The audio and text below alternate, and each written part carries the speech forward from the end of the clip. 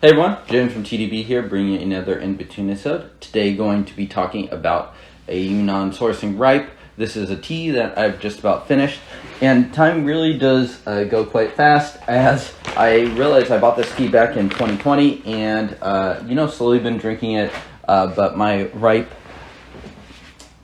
the ripes that I drink has been kind of split between stuff like Yunnan, where I will go through phases where I'll drink a lot of Yunnan and stuff like that, as well as like different cakes where I just slowly chomp through a couple. I think this is from an order where I finished just about everything but this, and that's no kind of, not to speak ill of this tea at all. I think the tea is perfectly fine. It's just a little bit arbitrary, the way that I do go through kind of cakes. I'll just pick a random one, kind of drink through that. So I bought stuff like the bawang and things like that, and I'd been particularly curious about those teas because I was a fan of the earlier one. So I look back, I bought this tea in 2020. It's the year of the rat ripe, at $39 for 357 grams, what I paid. Now the tea costs $47.75, which is about 20% higher, but honestly, the way that things like inflation have gone, that price is probably approximately the same, considering it's 2.5 years later. So really, I think that's still quite a reasonable price for something like this. And I've always been kind of a fan of the Yunnan Sourcing ripes. It's been one of like the constants of things that I'm drinking throughout the years. So these days I kind of rotate between like the Munghai Tea Factory ripes, most of which I get from Yunnan Sourcing too, the Yunnan Sourcing ripes, and then things like Yunnan, a little bit more of that traditional storage and things like that. And since Yunnan is really kind of open shop and been accessible, I've been more split, because previously without access to something like the traditionally stored ripe, I'm rotating between the other two far more often. So I go through these kind of more Western boutique ripes a little slower, but going to be talking about this one and then the Planetary Shark from White 2 Tea in another couple episodes. So for those of you not familiar, I drink ripe in the morning with my wife, do this big blue pot, and then I will kind of drink that tea throughout the day. So this is something like the 4th or 5th steeping, so we're a little bit further along in the day, drinking this on my own.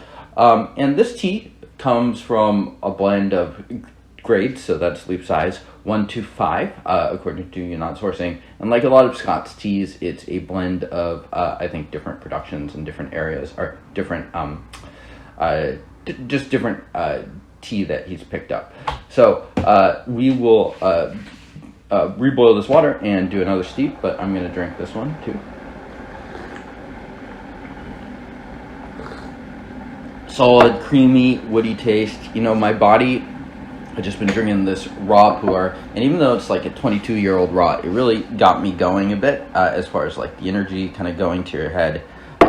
So just perhaps a lot of caffeine. A nice thing with ripe, it's really easy on the stomach. It kind of resets you a little bit. Obviously, you're still consuming things like caffeine, so that's something to watch out for. But for me, at least, ripes aren't something that hurts my stomach or kind of gets me going too fast. So if I'm feeling those raws, sometimes I can drink the ripes and kind of like reset myself, or do kind of a soft reset that way.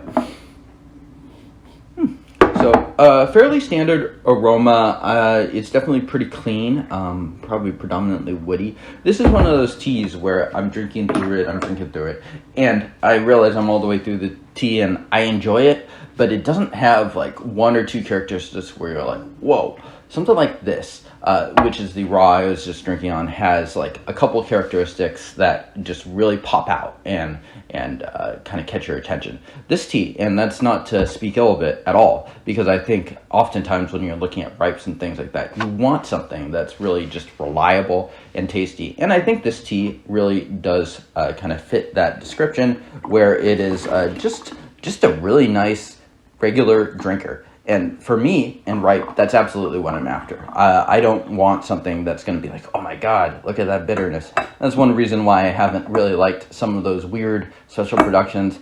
Perhaps I'm a simple person, but it's like things like the Iwu ripes and stuff like that. I find that stuff interesting to try, but as far as fitting it into my rotation, just give me something like this. Give me some Munghai Tea Factory stuff. Give me some traditionally stored stuff. Those are the things that pass the speed test.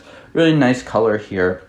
And for me, at least, This tea is just a solid drinker. I mean, it's very reliable. The price is not bad.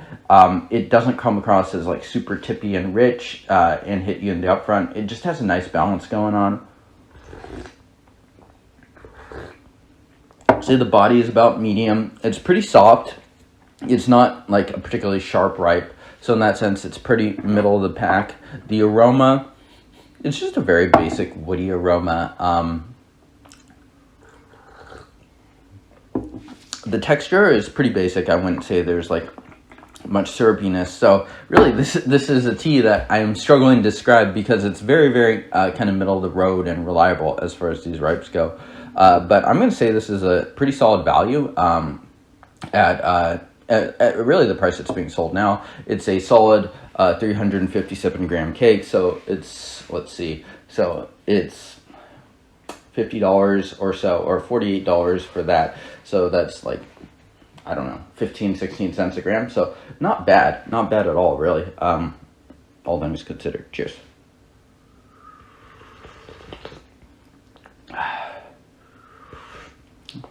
Yeah, and just very solid.